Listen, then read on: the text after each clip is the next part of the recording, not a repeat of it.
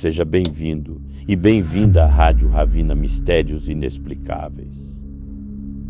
Em janeiro de 1971, Roger e Caroline Perron, junto com suas 5 filhas, Andrea, Nancy, Christine, Cindy e April, mudaram-se para a velha Fazenda Arnold, uma propriedade histórica construída em 1736, localizada em Harrisville, Rhode Island, Estados Unidos. O casal buscava uma vida mais tranquila e uma oportunidade de criar as crianças em um ambiente saudável e conectado à natureza. A propriedade, com seus vastos 81 mil metros quadrados e sua construção colonial de 10 cômodos, parecia a casa dos sonhos. Mas essa nova fase de suas vidas logo revelou um lado sombrio que transformaria o sonho em um pesadelo. Um passado assustador. A casa possuía um histórico sombrio. 8 gerações de famílias viveram e morreram ali. Muitas situações subtrágicas. Entre as histórias que envolveram a propriedade, houve suicídios, incluindo uma mulher que se forçou no celeiro aos 93 anos. O assassinato brutal de Prudence Arnold, uma menina de 11 anos, morta por um peão da fazenda. 2 afogamentos no riacho próximo e casos misteriosos como o de 4 homens que congelaram até a morte na propriedade sem explicação. O local parecia carregado de uma energia negativa que de alguma forma começava a se manifestar. Primeiras manifestações. Desde os primeiros dias, a família percebeu que algo não estava certo. Objetos desapareciam ou mudavam de lugar sem explicação. Portas e janelas abriam e fechavam em sigilo. As crianças sentiam presenças invisíveis que as tocavam. E filhos de passos eram constantes, mesmo quando não havia ninguém por perto. Apesar disso, algumas manifestações iniciais inofensivas, um espírito que cheirava as flores, outro que dava um beijo de boa noite nas crianças, ou ainda o som de vassouras varrendo o chão, deixando montes de terra misteriosamente alinhados no meio da cozinha. Porém, nem todos os espíritos eram benevolentes. Primeiras manifestações. Desde os primeiros dias, a família percebeu que algo não estava certo. Objetos desapareciam ou mudavam de lugar sem explicação. Portas e janelas abriam e fechavam em sigilo. As crianças sentiam presenças invisíveis que as tocavam. E filhos de passos eram constantes, mesmo quando não havia ninguém por perto. Apesar disso, algumas manifestações iniciais inofensivas, um espírito que cheirava as flores, outro que dava um beijo de boa noite nas crianças, ou ainda o som de vassouras varrendo o chão, deixando montes de terra misteriosamente alinhados no meio da cozinha.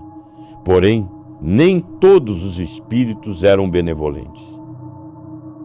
O alvo, as crianças, as meninas Perron contando ver figuras de um menino brincando com carrinhos de brinquedo, movendo-os por meio de mãos invisíveis. Durante as noites, porém, o medo tomava conta delas. Andrea, a filha mais velha, muitas vezes acordava com suas irmãs tremendo de medo, rastejando até sua cama após verem figuras horrendas vagando pela casa.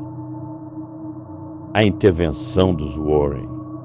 Com o passar do tempo, a situação tornou-se insustentável. A família ouvia vozes malignas, objetos eram arremessados, e Caroline chegou a ser fisicamente agredida por uma força invisível, ficando várias vezes incapaz de se mover. Desesperados, os Perron procuraram ajuda e foram orientados a entrar em contato com Ed e Lorraine Warren, renomados pesquisadores paranormais. Ao chegar à fazenda, os Warren imediatamente sentiram a energia densa e opressiva do local. Lorraine, uma médium, confirmou a presença de várias entidades, sendo Bathsheba a mais poderosa e maligna. Ela acreditava que Bathsheba desejava a morte de Caroline e que sua presença era responsável pela série de tragédias que haviam sido assoladas a propriedade ao longo dos séculos. Sessões sobrenaturais. Ed e Lorraine realizaram várias sessões em casa. tentando documentar as manifestações e ajudar a família. Durante uma dessas sessões, Carolyn foi aparentemente sequestrada pela entidade. Ela começou a falar em línguas desconhecidas. Seu corpo se contorcia de formas impossíveis e ela atacou violentamente Roger e os Warren. Ed conseguiu interromper o ataque, mas a experiência deixou todos aterrorizados. Mesmo após os esforços de Warren, a situação na fazenda não melhorou significativamente.